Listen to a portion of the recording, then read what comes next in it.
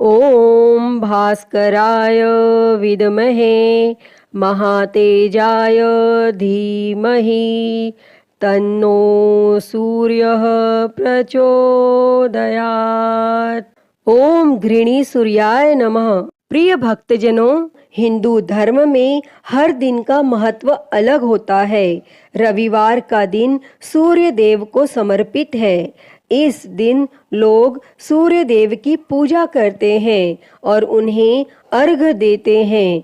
हिंदू धर्म में रविवार को सर्वश्रेष्ठ वार माना गया है। मान्यता है कि अगर रविवार के दिन व्रत किया जाए और सच्चे मन से आराधना की जाए तो व्यक्ति की सारी मनोकामनाएं पूरी होती हैं। रविवार का व्रत करने वाले व्यक्ति को मान सम्मान, धन, यश और साथ ही उत्तम स्वास्थ्य की प्राप्ति होती है।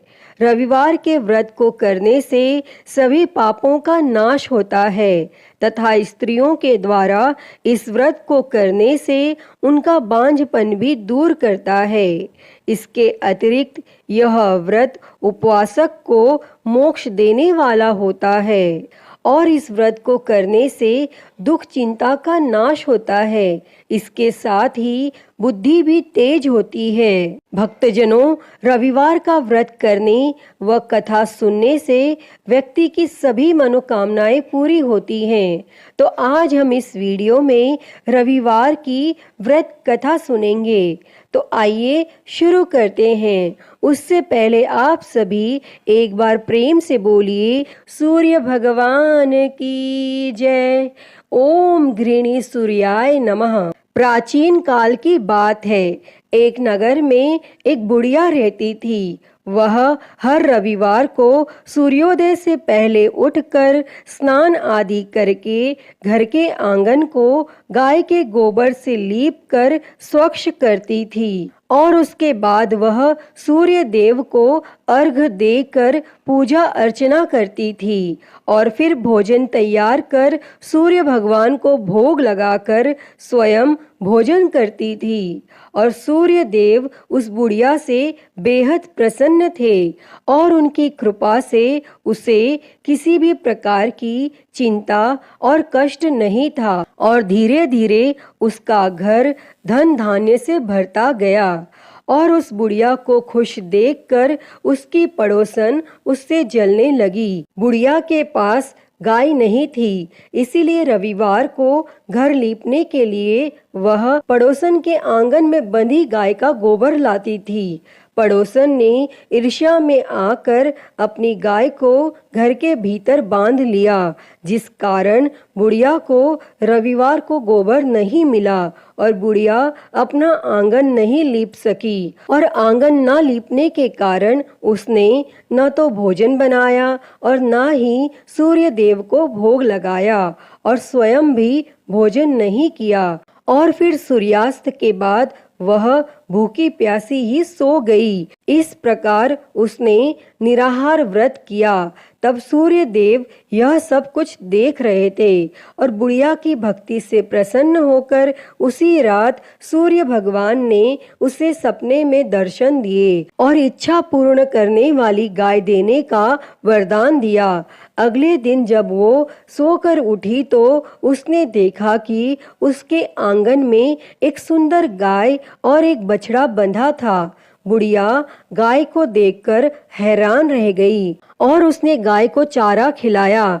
वहीं यह सब देखकर उसकी पड़ोसन और अधिक जलने लगी। जैसे ही गाय ने सोने का गोबर किया तो पड़ोसन की आंखें फटी की फटी रह गई और फिर पड़ोसन ने तुरंत सोने के गोबर को उठाया और अपने घर ले गई और अपनी गाय का गोबर वहां रख आई। कई दिनों तक बुढ़िया को सोने के गोबर के बारे में कुछ पता ही नहीं चला। ऐसे में बुढ़िया पहले की ही तरह सूर्य भगवान का व्रत करती रही और कथा सुनती रही। तब पड़ोसन की चालाकी देखकर एक दिन सूर्य देव ने तेज आंधी चला दी, जिससे बुढ़िया ने अपनी गाय को अंदर बांध दिया। और अगले दिन जब बुढ़िया उठी तो उसने सोने का गोबर देखा। तब उसे बेहद आश्चर्य हुआ और उस दिन के बाद बुढ़िया गाय को घर के भीतर बांधने लगी और सोने के गोबर से बुढ़िया कुछ ही दिनों में बहुत धनी हो गई। और उस बुढ़िया के धनी होने से उसकी पड़ोसन बुरी तरह जल भुनकर राख हो गई। और फिर कुछ उपाय न देख पड़ोसन ने उस देश के राजा की सभा में जाकर कहा, महाराज, मेरे पड़ोस में एक वृद्धा के पास ऐसी गाय है जो आप जैसे राजाओं के ही योग्य है। वह नित्य सोने का गोबर देती है। आप उस सोने से प्रजा का पालन करिए। और वह वृद्धा इतने सोने का क्या करेगी?